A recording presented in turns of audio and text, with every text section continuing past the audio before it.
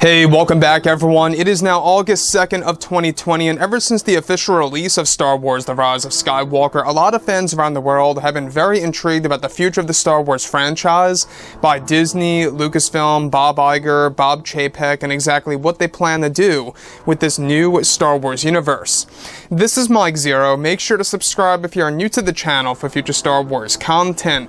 Now, the one thing about Disney Star Wars is that we do know that they are currently in a phase of desperation and damage control to really get the ball rolling again when it comes to the franchise. Essentially, what they really want to do is that they want to bring Star Wars to the same exact level as the Marvel Cinematic Universe to really show fans that they really can make Star Wars just as big as Marvel. And, you know, it is quite funny because you would think that they would have already been at that point in time, but we've seen this slow decline in Star Wars ever since the release of The Last Jedi by writer and director Rian Johnson. Now, with that being said, of course, what's really intriguing all has to do with, of course, what Lucasfilm is doing with their new Star Wars TV shows, their new Star Wars movies, I mean, you name it. They really are trying to make this new universe far larger than the old one that we got back in the 1990s and even in the early 2000s by George. Now, here's the thing about Disney is that, yes, we do know that when we look at Star Wars overall, is that it's going to be an ever-evolving franchise moving forward. Essentially, what they are doing right now is that they really are going to be introducing new aspects of the Star Wars franchise that we have never seen before. However, what's really intriguing all has to do with creator George Lucas and Lucasfilm's Kathleen Kennedy. Now, specifically with both Disney and Lucasfilm now finished with The Rise of Skywalker, they are now focused on their new Star Wars trilogy of films as well as their new Star Wars universe. It's explained that both Bob Iger and Bob Chapek are working very hard together in order to create a better future for the Star Wars franchise. However, behind the scenes, many changes are being made by creators like George Lucas, for example, where it's noted that recently George Lucas fired Lucasfilm's Kathleen Kennedy from the animated TV series that was slated for a 2022 release date, and that the main reason as to why George did this was because Kennedy was essentially taking old Star Wars Legends characters and throwing them into this post-Episode 9 timeline that did not sit well with George Lucas at all. It's noted that Kennedy also promised George Lucas to use many of his ideas for this animated TV show by contract, and that behind the scenes Kennedy ended up ignoring George Lucas's requests and completely actually ignored them and threw them in the trash and decided to act on her own ideas for, of course, the general direction of this new Star Wars TV show for the fans to witness on Disney+.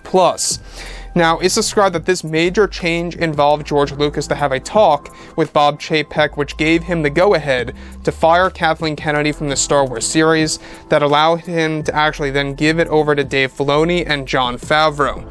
So here's the thing about George, is that George Lucas was essentially promised by Kathleen Kennedy about this TV show that she was going to use a lot of his original ideas in this Star Wars TV series, and what do you know, once again she turned, her back against him. What she did was that she ignored all of his requests, all of his wants and needs for this 2022 animated TV series, and that not just that, is that she was taking Star Wars Legends characters from popular timelines, popular eras, if you will, in the old EU and throwing them in a post-Rise of Skywalker era that just did not match up to the point where it did not even match the story. And that's the main reason as to why, I guess you could say, George was able to overthrow Kathleen Kennedy for that series, is because she went against contract that George Lucas's ideas and concepts were supposed to be used for this TV show, in which she completely ignored them. Once again, like I said before in the past, this is nothing new, nothing surprising, because look at what she did with the sequel trilogy. She actually promised George in that interview back in 2012 or 2013, where she said that she's going to respect these characters, she's really going to keep these characters on an accurate level to how they were used in the older books and the novels, you name it. And she did a complete 180, she did a complete flip here with the sequel trilogy, and a lot of fans were just up in arms over her, and how she handled Star Wars in general. So,